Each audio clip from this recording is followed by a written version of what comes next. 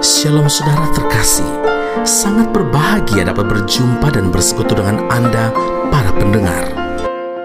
Sesungguhnya anak darah itu akan mengandung dan melahirkan seorang anak laki-laki, dan mereka akan menamakan dia Immanuel. Saudaraku yang terkasih, Alkitab mengatakan, karena semua orang telah berbuat dosa dan telah kehilangan kemuliaan Allah, dan oleh kasih karunia telah dibenarkan dengan cuma-cuma karena penebusan dalam Kristus Yesus. Roma 3 ayat yang ke-23 dan 24. Kita harus ketahui bahwa seluruh pekerjaan penebusan didahului dengan tanda kedatangan bayi itu di Bethlehem. Kedatangan Kristus Yesus itu digambarkan dalam suatu ketenangan yang adikudrati dan sebagian kecil karakter Allah. Hanya beberapa gembala yang rendah hati yang dipanggil untuk menjadi saksi kejadian unik bagi umat manusia ini, saudara, di mana anak Allah menyatakan diri sebagai anak manusia. Tetapi ketika Yesus dilahirkan, hanya beberapa orang saja yang percaya bahwa ia adalah Mesias, sedangkan yang lain tidak mempercayainya, bahkan berniat hendak membunuhnya. Saudara, sampai hari ini pun, sampai detik kita mendengarkan firman Allah ini, masih banyak orang menolak Tuhan Yesus. Bahkan tidak sedikit yang melecehkan Sang Juru Selamat umat manusia ini, saudara. Gelar Immanuel tidak pernah dimengerti sepenuhnya dan mungkin tidak pernah dipergunakan oleh orang-orang di sekitarnya. Akan tetapi, sejak hari penyalibannya dan hari Pentakosta, orang-orang percaya mulai menyatakannya sebagai salah satu dari nama-namanya yang agung.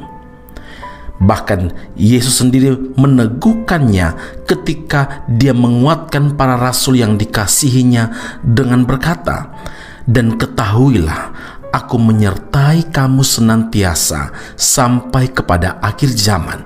Matius 28 ayat yang ke-20. Saudara, karena Kristus sendiri telah mengatakan hendak menyertai mereka senantiasa sampai kepada akhir zaman, maka kita pun dapat mengklaimnya sebagai Immanuel yang kekal. Alkitab mengatakan kepada kita, saudara, sebab seorang anak telah lahir untuk kita, seorang putra telah diberikan untuk kita, lambang pemerintahan ada di atas bahunya, dan namanya disebutkan orang Penasihat Ajaib, Allah yang perkasa, Bapa yang kekal, Raja Damai. Yesaya 9 ayat yang ke-5. Nubuat ini telah digenapi. Para malaikat membawa berita sukacita itu kepada gembala-gembala dengan berkata, "Jangan takut, sebab sesungguhnya aku memberitakan kepadamu kesukaan besar untuk seluruh bangsa." Jadi saudara, tidak ada yang perlu kita lakukan karena dia Immanuel. Lukas 2 ayat 14, firman Tuhan berkata, "Kemuliaan bagi Allah di tempat yang maha tinggi, dan damai sejahtera di bumi ini di antara manusia yang berkenan kepadanya." Ingatlah, Immanuel, Tuhan beserta dengan kita. Amin. Mari kita berdoa. Bapa di surga, terima kasih Tuhan Yesus.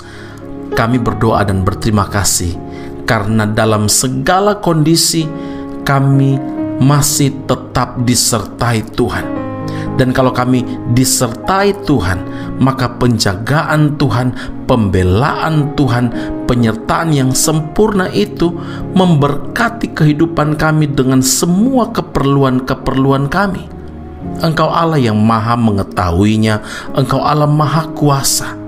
Dan karena itu, sebagai orang-orang yang percaya, biarlah kehidupan kami sungguh-sungguh menjadi bagian orang-orang yang berkenan kepada Tuhan, seperti gembala-gembala yang dengan rendah hati mencari dan menemui Sang Mesias.